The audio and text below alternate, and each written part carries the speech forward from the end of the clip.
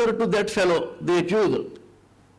This is the situation, actual real position. We are delivering lectures and all these things. This is what is going on. This is what is going on in a court of law. Meaning thereby, the old methods of proving the criminal case have become totally useless. That is to say, by examining the eyewitnesses. Nowadays, it is very difficult to get eyewitnesses, even for an investigating officer. And if there are any eyewitnesses, they are very intelligent. So during far changes. So whenever a society more helpful in the absence of this eyewitness account. So and then the judicial officer is expected to build a building on that foundation led by the investigating officer. So unless the investigating officer is trained in this forensic science, so because we require a forum where all of us, investigating officer, judges, lawyers, law students, sit together and discuss in the administration of justice. I hope all these resource persons will deliberate on it. So, in fact, I wanted to come as one officers and the lawyers. And with that knowledge, the judges, the lawyers, we will be in a better position to give an effective judgment. With this, the guest of honor, Professor N. Vajrakumar and Sri Jinendra Prasad, the first director of Kilpar, Dakshinamurti, Principal Veena Tonepi, Professor Sharad Babu, the judicial officers of both Dharwad and Hubli, the resource persons, teachers, delegates, and my dear student friends. I deem it a matter of great privilege that I have been invited to be the chief guest of this inaugural function of this national seminar. National seminars organized by Kilpar in association with Sri Dakshinamurti is rendering a great service to the cause of law and law reform, especially in the state of Karnataka, though it has established to encourage law colleges and the faculty and the students to involve themselves in a meaningful way in the process of law, information technology, consumer law, environmental law, administration of criminal justice, even constitutional law. So many areas have already been exhaustively covered by these programs organized by Kilpar. Sri Dakshinamurti deserves have been laid down, but we have a basic proved. It is the obligation of the state machinery to prove the guilt of a person beyond all reasonable shades of doubt against himself. Because we have a glorious provision in the Constitution in Article 20, and every accused has a right to be silent. And to compel him to open his mouth, state machinery, especially the law enforcement machinery, the police methods to extract confession from the accused, this glorious provision in Article 23 has incorporated in the Constitution.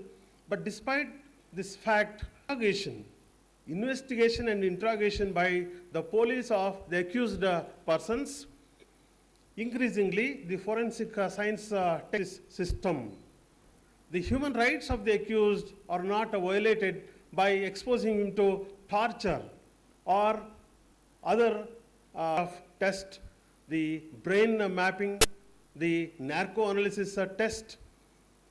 These tests have helped the police in actually establishing the guilt of the accused persons, no doubt. Whether administering these tests violates the rights of an accused guaranteed by the Constitution under Article 20, Clause 3. This has been a question which has been answered, which has been examined by, okay, that is in the form of a report. On the basis of the report available, they may continue their investigation, they may get some lead and successfully prosecute a person and establish his guilt. But what about a narco analysis, where a drug is administered, the person to whom the drug is administered is induced into a sleep like, and he would answer. Whether he speaks the truth. With regard to this itself, there is a lot of controversy. And even a well-known forensic scientist of P. Chandrasekharan, who is the president of Forensic Science of India, this narco analysis said it is not humanitarian. In his own words, I will just quote his side effects. And it violates the human dignity of an accused guaranteed under the Indian Constitution. Because a wrong dosage, underdosage or oral dosage may drive the person to a coma stage. And if he is accused is a drug addict and the drug administered may not have any effect on him and he may give misleading statements. And actually he may actually derail the entire investigatory process. These are the opinions expressed by well-known forensic scientist P. Chandrasekharan, and about brain finger printing. Chandrasekharan has been very harsh. He says it is totally useless. And when he came to Hyderabad, he was confronted by Chandrasekharan on the ground that it does not make a difference between the accused and the innocent person. So it is useless. That is what he said. Chandrasekharan writes, the technique would not differentiate the brainwave response exhibited by the perpetrator of a crime from that of exhibited by others who have knowledge about the crime. And the inventor of this brain mapping or P300 wave test, Farwell, concurred with P. Chandrasekharan, and he had brought actually many equipments to sell here, and the Andhra Pradesh police. That my grandfather was a criminal lawyer in Hubli, supposed to be well known and saved many accused, whether rightly or wrongly, he got them acquitted. I'm a keen fan on Sherlock Holmes. That's another common link between forensic science and a doctor. Sherlock Holmes' assistant, as you know, was basically all that I have to say is that forensic science, investigation, implementation, etc., depends on a keen observer with analytical mind and urge to find the real truth of the thing.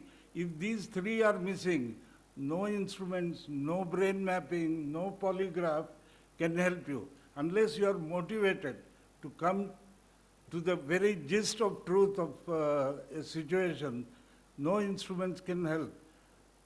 Being a doctor, I tell you, somebody has already voiced it.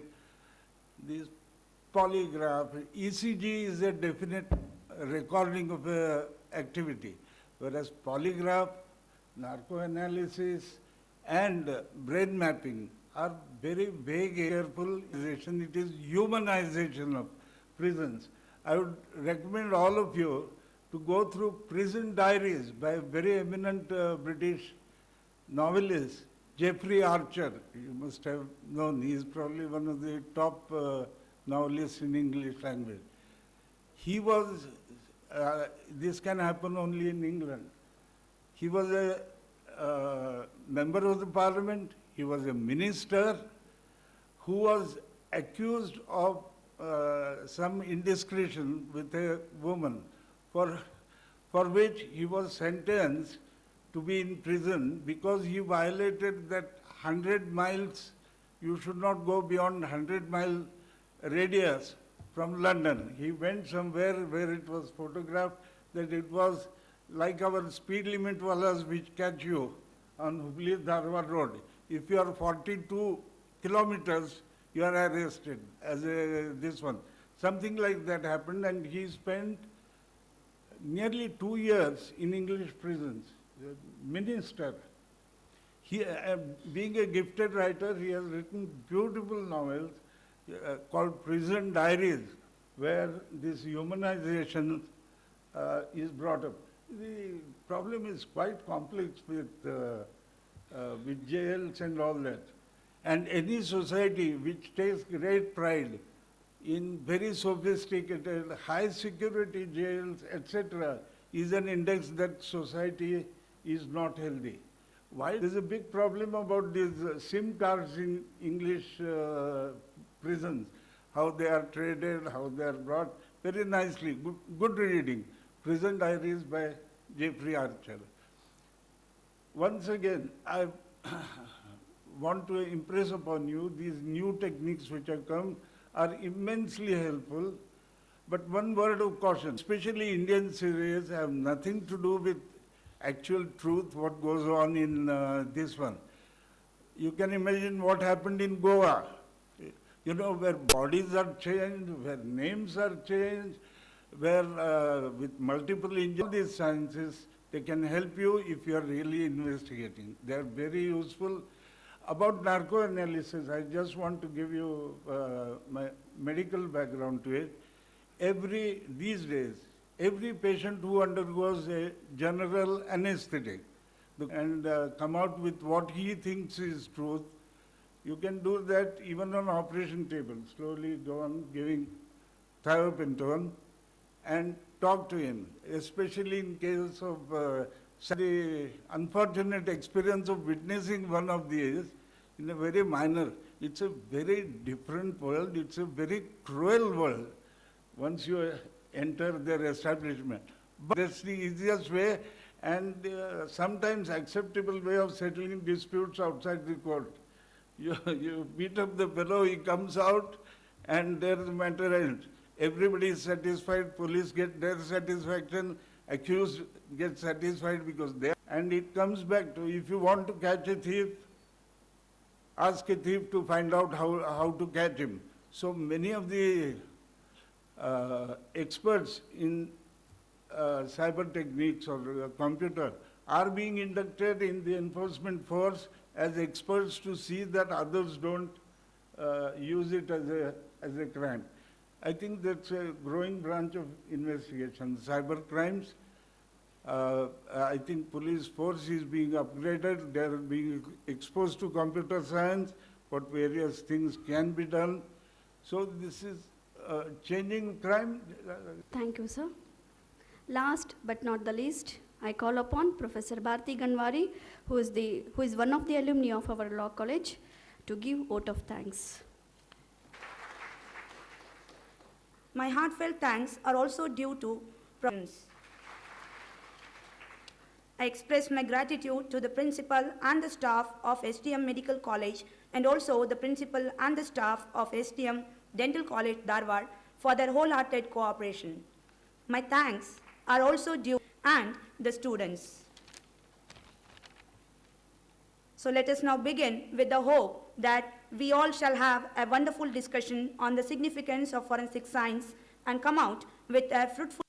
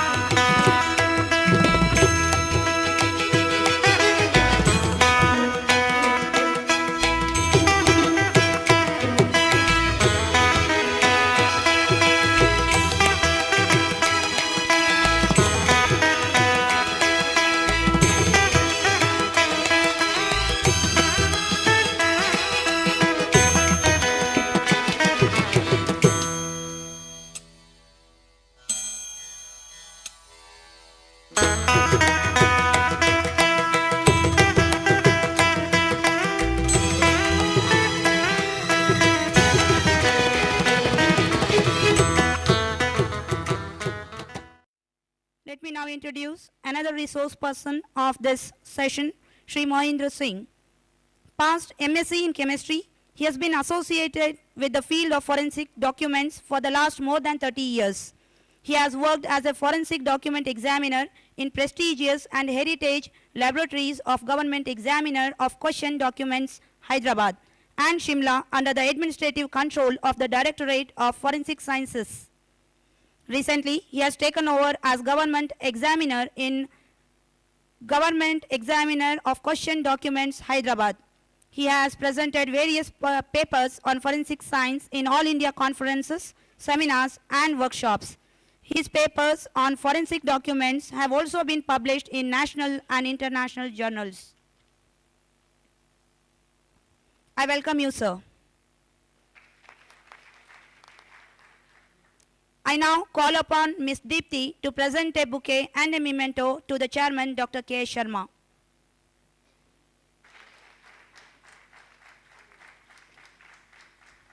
I call upon Deepthi to present bouquet to both the resource persons.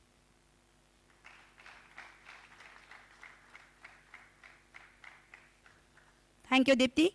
I request the chairman to take over. We have amidst us two experts in the field of questioned documents and their examination, and this part of the technical session is of great importance because documents form a very important and a vital base for any investigation, and particularly in administration of criminal justice. And here I request Professor V.Y. Waddin to present his paper relating to Introduction to Examination of Questioned Documents. Professor V.Y. Waddin. Theoretical knowledge about the question document, because we are just teaching practical aspect. Our another colleague, government question document expert, will explain in detail. Just I will cover what is a handwriting, what is a useful, how to analyze it, and other things just. Okay? Here, just I will see, as a William James points out that without aid of a habit which takes charge of many of our ordinary acts in which we give almost conscious attention. This handwriting is one of the habit. In the habit, there are either a good habit or a bad habit. But here, as an investigation, it is one of the good habit. One habit forms, it is very difficult to change it. Example, if I write D, okay, same type write, I will write up to my life. So, the handwriting is one of the habit. And like that, handwriting is one of the habit. Our bodies are full of these habits. Handwriting is only one these combination of a great number of habits by which are identified. So with the help of habit of handwriting, we can identify a person. That is, the habit is particularly necessary, important in connection with the examination, disputed letter, word, or written document. Now we'll see what is a handwriting.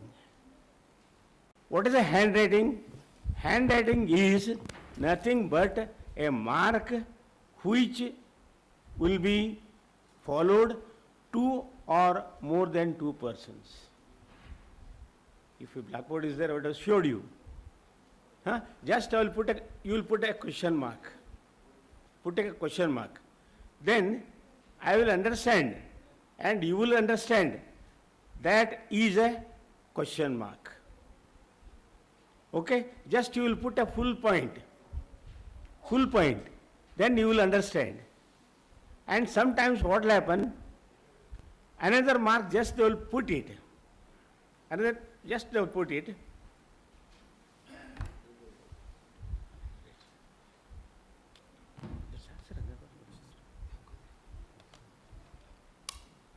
I know that this is a question mark.